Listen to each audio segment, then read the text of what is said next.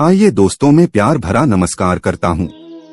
दोस्तों, मैं आपसे बोलता हूँ कि इस वीडियो को अधूरा मत छोड़ना, क्योंकि आपको पाप लग सकता है। क्योंकि इस वीडियो में हम बात करने वाले हैं कि 24 घंटों के बाद आत्मा घर वापस क्यों आती है, इसलिए आपको अधूरा नहीं देखना है, नहीं तो पाप लग सकता है।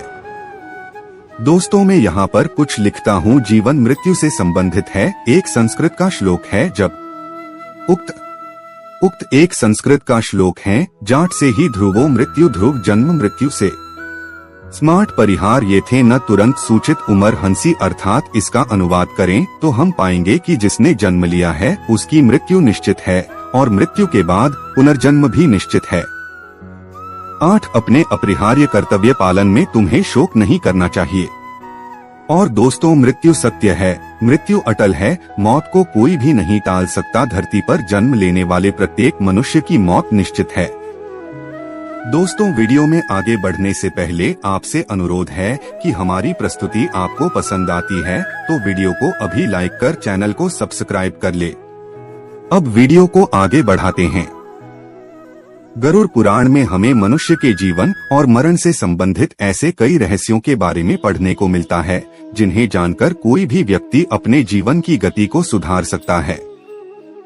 और दोस्तों, यही नहीं, और भी मृत्यु से संबंधित अनेक प्रकार की जानकारियां गरुड़ पुराण में मिलती हैं, जैसे पत्नी से पहले पति क्यों मर जाता है, और हम मरे हुए व्यक्ति की फोटो लगाते हैं तो उसका सकारात्मक कारण और नकारात्मक कारण भी बताए गए हैं।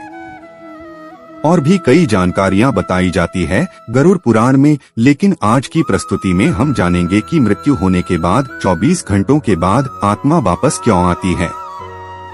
गरुड़ पुराण वैष्णव संप्रदाय से संबंधित है और इस पुराण के अधिष्ठाता देव सृष्टि के पालनकर्ता भगवान विष्णु है।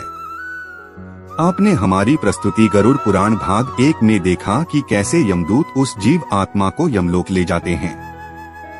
वह जीवात्मा 24 घंटों के पश्चात पुनः वापस आती है और 24 घंटों के दौरान जीव आत्मा को उसके संपूर्ण जीवन का लेखा जोखा दिखाया जाता है, जिसमें यह आकलन होता है कि अपने जीवन काल में इस जीव आत्मा ने कितने पाप और पुण्य किए हैं। इसके पश्चात आत्मा को फिर उसी घर में लाया जाता है जहां उसने अपने शरीर का त्याग किया था, और 13 दिन तक वह जीवात्मा वहीं अपने परिवार के बीच रहती है और परिवार में चल रहे हैं सभी कार्यों पर नजर रखती है कि मेरी मृत्यु के बाद में क्या क्या हो गया है, और उसी के ही साथ जीवात्मा अपने मृत शरीर को भी देखती है। मोह वासना से भरी वह जीवात्मा बार बार अपनी देह में प्रवेश करने का प्रयास करती है, किंतु यमदूतों के पास द्वारा बंध जाने से बहुत कुछ भी करने में असमर्थ हो जाती है। वह अपने परिवार, रिश्तेदार व मित्रों को उसकी मृत्यु का शोक मनाते देखती है। वह उन्हें चुप कराने का प्रयास भी करती है, परंतु उसकी उपस्थिति का ज्ञान किसी को नहीं होता, और आत्मा की उपस्थिति का ज्ञान भी कैसे होगा, वह तो शरीर से जा चुकी है और किसी को दिखाई भी नहीं देती है। फिर वहां अपने सामने स्वयं के मृत शरीर को देखती है और भूख प्यास से जोर जोर से विलाप करते हुए रोने लगती हैं। इसके साथ साथ गरुड़ पुराण में यह भी बताया गया है कि मनुष्य पुण्य कर्म तो करता है, परंतु उसके पुण्य की संख्या उसके द्वारा किए गए पापों से कम होती है। अर्थात मनुष्य पुण्य की अपेक्षा पाप अधिक करता है। इसके समाधान स्वरूप मृत्यु के पश्चात पिंड दान करना आवश्यक बताया गया है। 10 दिनों तक जीवात्मा के उद्देश्य से पुत्रगण पिंड दान देते हैं। अगर मृतक का पिंड दान नहीं किया गया तो जीव आत्मा अनंत काल तक भटकती रहती हैं और हजारों सालों तक पीड़ा व कष्ट भोगने के बाद अगला जन्म लेती हैं। प्रतिदिन दिए जाने वाले पिंड के 4 भाग हो जाते हैं। उसके 2 भाग से मृतक का शरीर बनता है, तीसरा भाग यमदूत ले लेते हैं और चौथा भाग मृतक को खाने के लिए मिलता है। 9 दिन रात में पुनः शरीर युक्त हो जाता है। शरीर बन जाने पर 10 विपिन से प्राणी को अत्यधिक भूख लगने के कारण आहार रूप में प्राप्त होता है। गरुड़ पुराण के अनुसार 10 दिन तक दिए जाने वाले दान में विधि मंत्री स्वधा आवाहन और आशीर्वाद का प्रयोग नहीं होता, केवल नाम तथा गोत्र से पिंड दान दिया जाता है।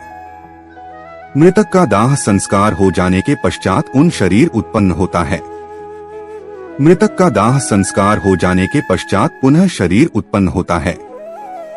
मृत व्यक्ति के जल जाने पर पिंडदान द्वारा उसे 1 हाथ लंबा शरीर प्राप्त होता है, जिसके द्वारा वह प्राणी हम लोक के मार्ग में अपनी शुभ अशुभ कर्मों को भोगता है। पहले दिन जो पिंडदान भी आ जाता है, उससे मूर्धा दूसरे दिन के पिंडदान से ग्रीवा और दोनों स्कंद बनते हैं।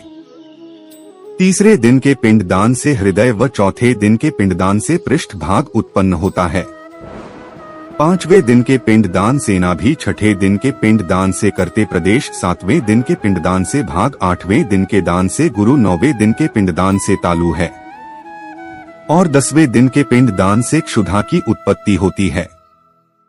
जीव आत्मा शरीर प्राप्त करने के पश्चात भूख से पीड़ित होकर घर के द्वार पर रहता है। गुरु 10वें दिन जो पिंडदान होता है, उसमें मृतक का प्रिय भोजन बनाकर देना चाहिए, क्योंकि शरीर निर्माण हो जाने पर मृतक को अत्यधिक भूख लगती है। प्रिय भोज्य पदार्थ के अतिरिक्त अन्य किसी भोजन का पिंडदान देने से उसकी भूख दूर नहीं होती। 11वीं और 12वीं दिन प्रेत भोजन करता है। मरे हुए स्त्री पुरुष दोनों के लिए प्रेरित शब्द का उच्चारण करना चाहिए। उन दिनों दीप, अन्न, जल, वस्त्र जो कुछ भी दिया जाता है, उसको प्रेत शब्द के द्वारा देना चाहिए, क्योंकि वह मृतक के लिए आनंददायक होता है। 13वें दिन पेंडेंट शरीर धारण करके भूख प्यास से पीड़ित वह प्रेत यमदूतों के द्वारा महापथ पर लाया जाता है और यहाँ से इसकी यमलोक की यात्रा आरंभ होती है।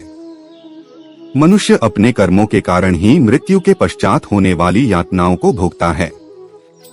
जो व्यक्ति जितना पापी होगा, उसका अंतिम मार्ग उतना ही कठिन होता है, और वह जितना पुण्यकारी निष्कपट गई और भागवत प्रेमी होगा, उसकी स्वर्ग की यात्रा उतनी ही सरल व सुखदायक होगी। इसलिए हमें यह ध्यान रखना चाहिए कि कर्मों का फल जीते जी ही नहीं, अपितु मृत्यु के पश्चात भी भोगना होगा। और दोस्तों, आपकी जानकारी के लिए हम बता देगी, जब आत्मा के शरीर छोड़ने का समय आता है, तो सभी सांसारिक संपत्ति और प्राप्तियां जैसे कि पत्नी, पुत्र, घर, धन, रिश्तेदार या रिश्तेदार कोई फायदा नहीं होता है और उसे पीछे छोड़ना पड़ता है। अपनी लंबी और कठिन यात्रा में आत्मा को केवल मन और इंद्रियों से युक्त सूक्ष्म शरीर को ही साथ ले जाने की अनुमति है। भगवत गीता के अनुसार यदि दोस्तों आप परेशान हो तन मन से, को आपको भगवत गीता का अध्याय नंबर 6 पढ़ना चाहिए। दोस्तों, मनुष्य के अच्छे कर्म ही उसके लिए मोक्ष के द्वार खोलते हैं। मोक्ष प्राप्ति का अर्थ होता है जीवन मरण के चक्र से मुक्त हो जाना। मोक्ष की प्राप्ति के बाद मनुष्य को दोबारा इस मृत्युलोक पर जन्म लेने की आवश्यकता नहीं रहती है। इसलिए हर मनुष्य मृत्यु के पश्चात मोक्ष की प्राप्ति करना चाहता है। इसी के साथ ही दोस्तों, यह सत्य है कि जब हम धर्म के मार्ग से विरत होते हैं, तभी गलत मार्ग पर जाते हैं। धर्म हमें जीवन की शाश्वतता का आभास कराता है, जिससे हम अपने विवेक के आधार पर जीवन की सही राह पकड़ लेते हैं। गीता में भी कहा गया है कि कर्म पर हमारा अधिकार है, फल पर नहीं। और दोस्तों, आगे बात करें तो हम सामान्य भाषा में किसी भी जीवात्मा अर्थात प्राणी के जीवन के अंत को मृत्यु कहते हैं। लालच, मोह, रोग, कुपोषण के परिणाम स्वरूप होती है। मुख्यतया मृत्यु के 101 स्वरूप होते हैं, लेकिन मुख्य 8 प्रकार की होती है, जिसमें बुढ़ापा, रोग, दुर्घटना और का स्मृति, आघात, शोक, चिंता और लालच मृत्यु के मुख्य रूप है। जीवन और मृत्यु परमात्मा के हाथ में है। जीव को स्वयं न तो जन्म चुनने का अधिकार है और न ही मृत्यु प्राप्त करने का अधिकार है।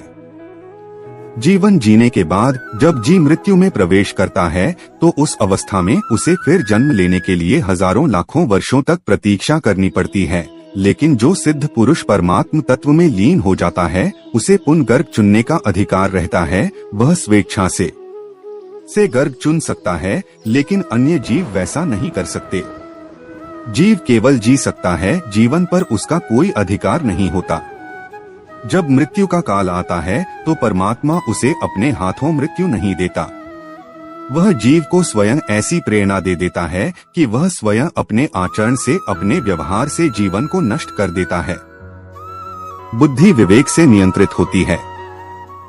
जब जीव का अंत काल आता है, तो उसकी बुद्धि भ्रमित हो जाती है। वह अच्छे बुरे का विचार करना छोड़ देता है, अच्छा आचरण करना छोड़ देता है। उसके शरीर से तेज नष्ट हो जाता है। शक्ति क्षीण हो जाती है और विचार स्थिर नहीं रह जाता। वह स्वयं ऐसा आचरण करने लगता है कि उसका जीवन अशांत हो जाता है। काम वासना व क्रोध के कारण उसका सारा जीवन अस्त व्यस्त हो जाता, फलत उसका जीवन स्वयं काल के गाल में प्रवेश कर जाता है। देवताओं को पराजित करने वाले रावण का जब अंत काल आया तो उसने नैतिक धर्म छोड़ दिया। उसका बल नष्ट हो गया, बुद्धि व विचार क्षीण हो गए और वह काल के चंगुल में फंस गया। परमात्मा किसी के नाश का भागीदार नहीं बनता, वह डंडे से किसी का सिर नहीं फोड़ता, लेकिन मनुष्य स्वयं ऐसा काम करने लगता है, वह विकारों से ग्रस्त हो जाता है। यदि मनुष्य निर्मल मन से परमात्मा को स्वयं को समर्पित कर दे तो बात बनते देर नहीं लगती।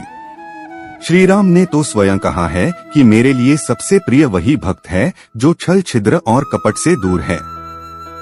चलिए आज की प्रस्तुति को समाप्त करते हैं और जल्द ही नई प्रस्तुति लेकर आएंगे। तब तक आप कमेंट बॉक्स में बताइए प्रस्तुति कैसी लगी। कमेंट में जय बजरंगबली अवश्य लिखें। धन्यवाद दोस्तों।